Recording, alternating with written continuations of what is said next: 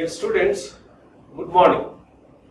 In the previous class, we saw how the basic idea of finite element method was implemented to determine perimeter of the circle. Now we shall see the steps of finite element method. There are several steps to be followed to implement finite element method. The first step is to select suitable field variable and the element. For example, I take elasticity problem. In elasticity problem, displacement is the field variable. If it is a fluid mechanics problem, velocity of flow is the field variable. If it is a heat transfer problem, temperature is the field variable.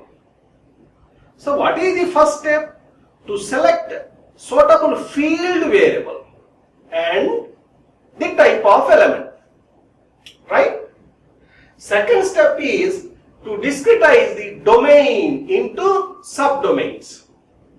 To discretize the domain into subdomains, right? So now, the third step is selecting interpolating functions. I said in the previous class, what is interpolating function? Shape function. Shape function is an interpolating function, or you can say an approximating function. What for we use?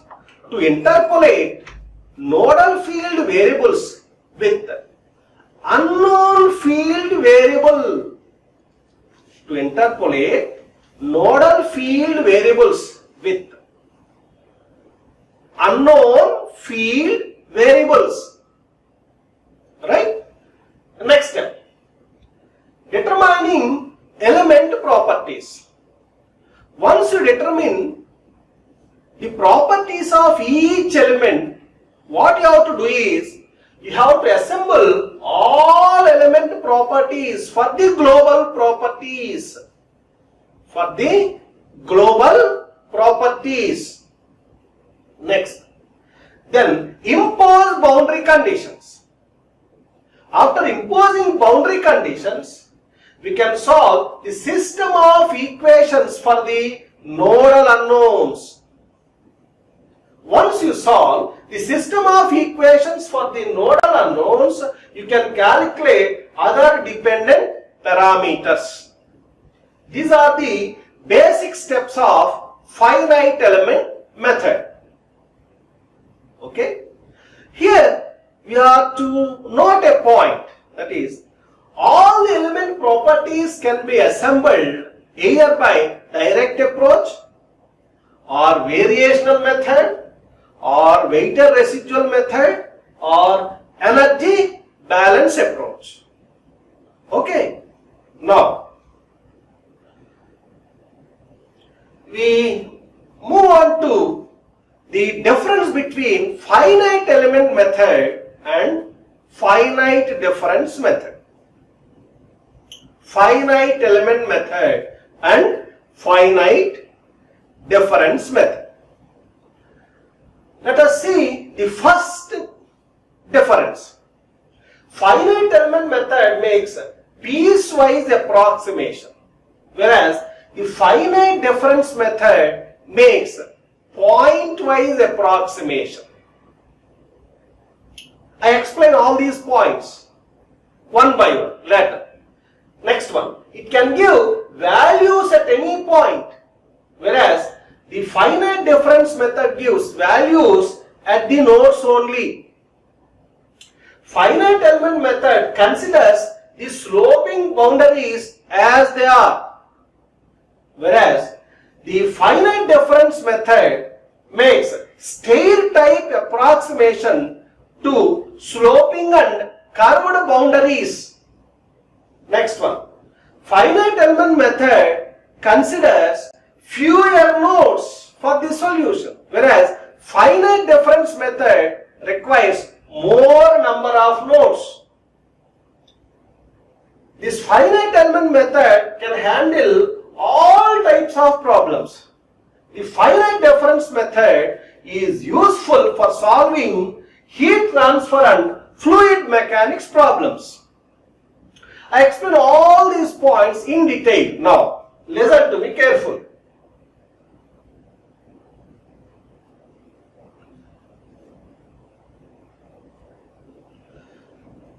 Now, I take a domain like this. This is a domain which represents a plate of uniform thickness. Right? Now, assume that this end is fixed. This plate carries a concentrated force in the known direction like this. In the known direction like this. Assume that this plate is deformable. Right? Under the action of this force, my interest is to study the deformation of this plate. Once I study the deformation, I can determine, the strains and later the stresses, and finally the reactions at the support also I can determine. Right? Now I have to make the deformation analysis. So what is my field variable here? What is the basic unknown here? Displacement. Displacement. This problem I can handle as a two-dimensional problem because of uniform thickness. Right? This is the length of the plate and this is the height of the plate, or you can say depth. Under the action of this force, a point at the interior can displace in two directions. In two directions. Therefore, at any point of interest, I can determine two displacements. Say U and V. Two displacements occur at the same point. Right? Now, what is the domain here? The volume of this plate is the domain. Okay? Now, which I can discretize into many subdomains. Many subdomains. So therefore, I can discretize this plate into several subdomains. The plate is the domain. It represents the domain, which is divided into a set of subdomains. Right? Now, subdomain is the finite element. Finite element.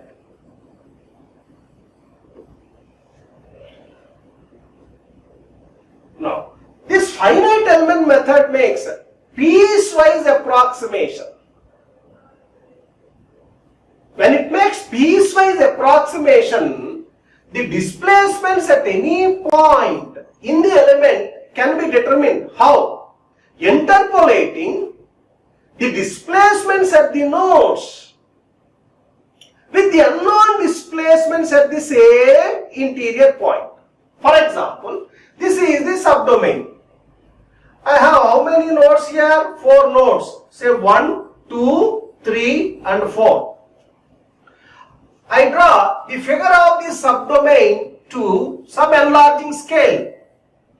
What are the nodes here? 1, 2, 3 and 4. Now what is my interest? To determine the displacements at this point P. Okay? When I implement finite element method, it gives me the displacements at these nodes. Once I get the displacements at these nodes, I can also determine the displacements at point P. How? Interpolating the displacements of the nodes with the displacements of the point P. The displacements at point P are unknown. Why it is possible? Because this finite element method makes piecewise approximation, whereas the finite difference method makes point-wise approximation. right? Finite difference method allows only rectangular grid. I take a plate like this. This plate has sloping boundary. Now this end is fixed. At the other end, a force is acting like this, vertically downwards. Now, can I implement finite element method to solve this problem? Yes. Whereas when I implement finite difference method, the finite difference method does not allow this sloping boundary. This sloping boundary should be approximated by a boundary having stair type.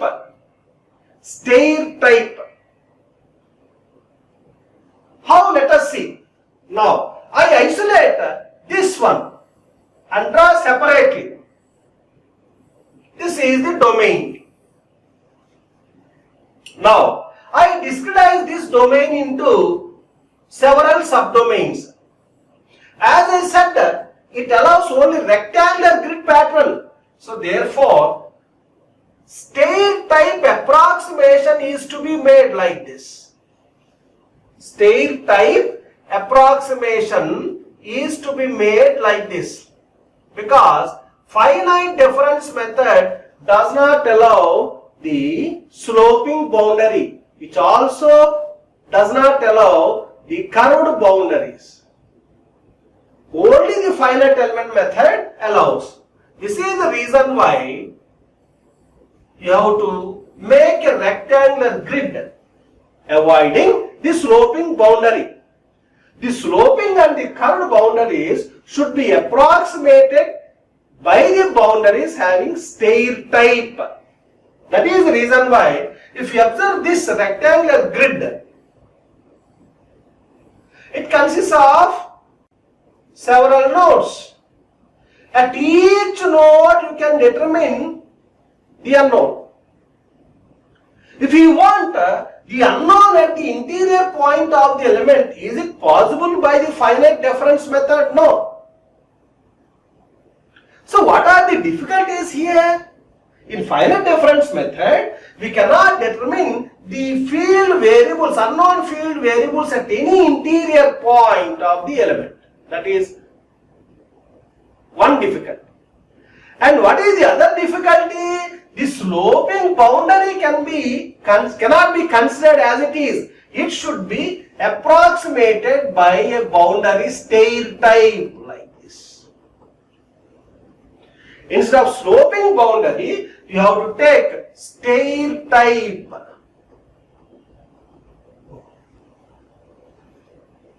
Understand? So there are two difficulties with the finite difference method. You can ask me, sir, I want the value of the unknown here at the interior point of the element. Then what you have to do? You have to add two more grid lines forming the same point as the node. Then only it is possible. Then only it is possible. So when you do like this, what happens? The number of nodes increases. When the number of nodes increases, the computation time also increases. The computation time also increases. So that is the reason why, for more accurate results, finite difference method requires more number of elements, whereas the finite element method requires fewer number of elements. Right? The finite element method can allow the objects having the complexity in shape. For example, I take a plate like this, or I take a plate circular in shape. Does the finite element method allow this shape? Yes. So this is the domain. I can divide this into several subdomains. It considers the shape of the boundary as it is. Whereas the finite difference method cannot consider the shape of the boundary as it is. It should be replaced by a boundary with stair type. This approximation is very much essential to implement finite difference method. Understand? Right. So finite element method is used to solve all the complicated problems, whereas the finite element method is used to solve all the complicated problems, whereas the finite difference method is used to solve the fluid mechanics problems and the heat transfer problems. So these are the differences between the finite element method and the finite difference method.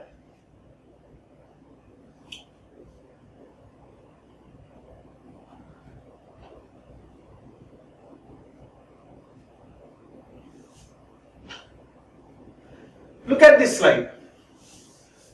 So this is an object having the curved boundary. To implement finite element method, you can discretize this domain into as many subdomains as possible. Finite element method considers this boundary as it is. Whereas the finite difference method, it does not consider the sloping boundary as it is. Then what you have to do? The sloping boundary is to be approximated with a boundary and stair type like this. Then divide the domain into subdomains forming rectangular grid. Forming rectangular grid. Now these are the grid lines. These are the grid lines. And these are the nodes. This is the node. This is the node. This is the node. You can start counting. Right? If you want the value of basic unknown here at this point, by finite difference method, it is not possible. Then what you have to do? You have to make this point node. How? Considering two more grid lines passing through same point. Then what is happening? Number of elements is increasing. When number of elements is increasing, the computation time also increases. That is the problem. Right? Okay. So this is the stair type approximation to sloping boundary. The sloping boundary is to be replaced by stair type to implement finite difference method. And when the domain has the curved boundary like this, to implement finite difference method, again stair type approximation to the curved boundary is to be made. Then only it is possible by finite difference method.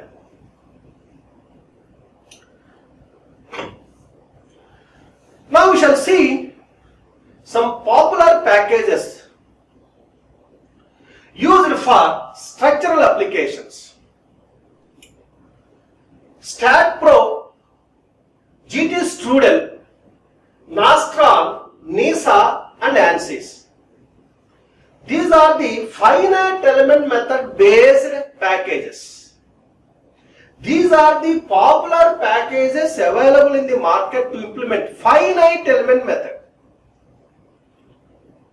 Why one has to prefer these packages? We can solve a classroom problem using hand calculations. If the elements are say 1 lakh, say 2 lakhs, 3 lakhs, 4 lakhs, then it is not possible to solve a problem by hand calculations. Certainly you have to depend on computer. Therefore, you want the commercial code to implement finite element method. The commercial codes available to implement finite element method for structural applications are StatPro, GT Strudel, Nastran, NISA and ANSYS. These are the commercially available packages to implement finite element method. Abacus, ANSYS, Mark and Nastran. These packages have made finite element method an inevitable tool in the design process. These are all the finite element method based commercial codes. Right? Now, we shall see the stresses on arbitrary plane. What is this? To implement finite element method, one must be aware of the basic equations of elasticity. If you are not aware of the basic equations of elasticity, you cannot implement finite element method. So therefore, one must be aware of the basic equations of elasticity. Right? When a solid is undergoing deformation under the action of forces, the forces may be concentrated forces, distributed forces, sometimes the couples may act, then it undergoes deformation. When there is a set of forces acting on an object, a deformable object, the object undergoes deformation. Right? When it undergoes deformation, the forces are set up internal to it, and their distribution you can see.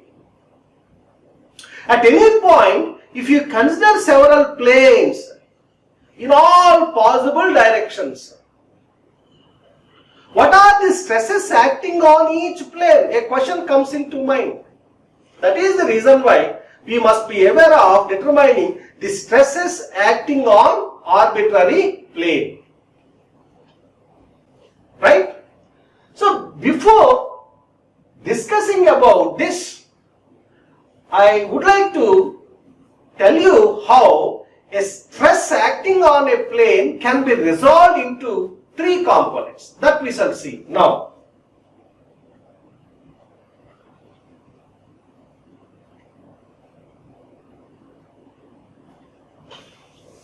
Now observe carefully. I consider a sectioned solid like this.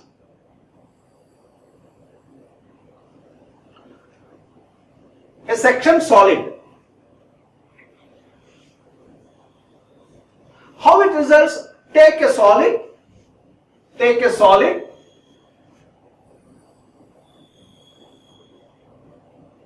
Its surface is fixed. This solid is under the action of a set of forces. The forces may be concentrated forces. In addition to these concentrated forces, the traction forces may also act, couples may also act. Then what happens? This object undergoes deformation. When you increase the intensities of these forces, failure will take place. Now this object can split into two parts. This object can split into two parts like this. Failure may occur. Right? So therefore, one of the parts I take into consideration. Now, this is the section of this part A. Okay? Now, this section is named, say, explain, for example. When you name it explain,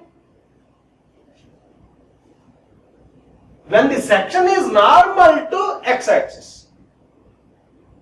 If the same section is taken normal to y-axis, you can name it y-plane. Right? Now, this is x-axis, normal to plane of section. I assume that this is origin and y-axis is taken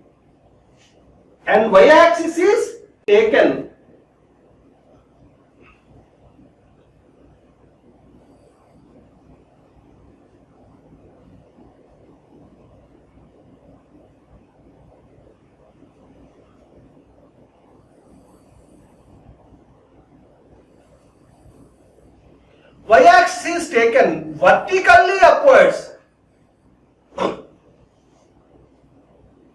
parallel to the same section. and z-axis is taken perpendicular to both axes x and y in the same plane. Okay, now which means that all the three coordinate axes are mutually perpendicular to each other. So now I consider a stress vector like this sigma, making an angle say theta x with x axis, theta y with y axis, and theta z with z axis. Sigma is the stress vector acting an angle theta x with x axis, theta y with y axis, and theta z with z axis. Now this sigma you can resolve into three components. I draw it separate. This is x axis, this is z axis, this is y axis. The stress vector sigma can be resolved into three components, three rectangular components. The component of, observe carefully, this is the stress vector sigma. The component of sigma on x-axis what is called sigma xx. I say sigma xx, later I explain how it is named. The component of sigma on y, I say sigma xy. The component of sigma on z plane, on z axis is sigma xz. Sigma xz. Right? Now, what is sigma xx? It is the stress acting on x plane in the direction of x axis. That is what I can understand. In sigma xx, the first subscript represents the plane on which stress is acting. The second subscript represents the direction of action of stress. Right? Now here, sigma xx is normal to the section. I draw another figure. This is the section. Sigma xx is acting like this. What is this plane? This is x plane.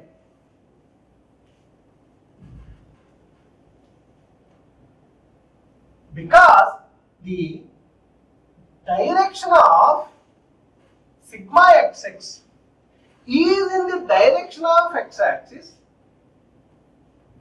right? And acting on x plane, I name it sigma xx. First subscript represents the plane on which the stress sigma is acting. Second subscript represents the direction of action of stress. Now, the action line of sigma xx is normal to this section. Therefore, this is said to be normal stress. Next one. What is the second component? Sigma xy. It is the stress acting on same x plane in the direction of y axis. Remember, in the direction of y. What does it mean? In the positive direction of y axis. So here, x, y and z are the positive coordinate system. They form positive coordinate axis. So how can I understand? This is the stress acting on x plane in the positive direction of y axis.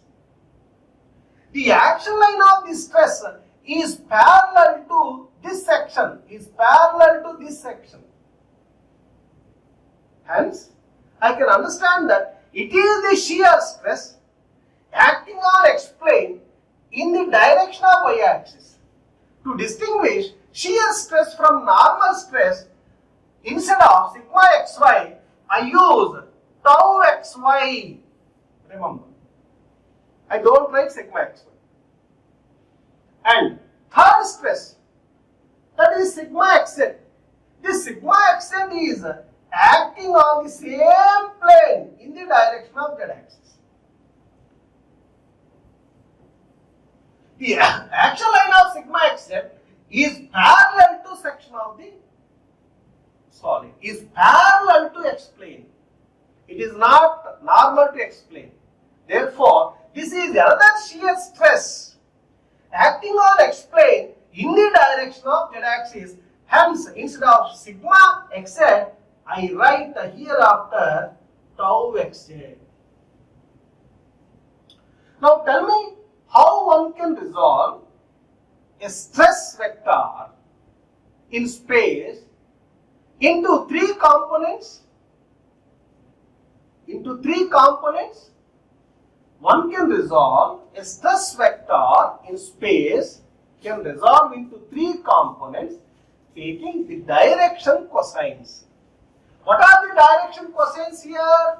Cos theta x, cos theta y, and cos theta z. Cos theta z. Understand? So, how many rectangular stress components are there? After resolving three, what are they? Sigma xx, tau xy, and tau xz. There exists one normal stress and two shear stresses. There exists one normal stress and two shear stresses. Right? So, with this knowledge, so we can discuss about the stresses acting on arbitrary plane. Okay? Thank you. Thank you very much.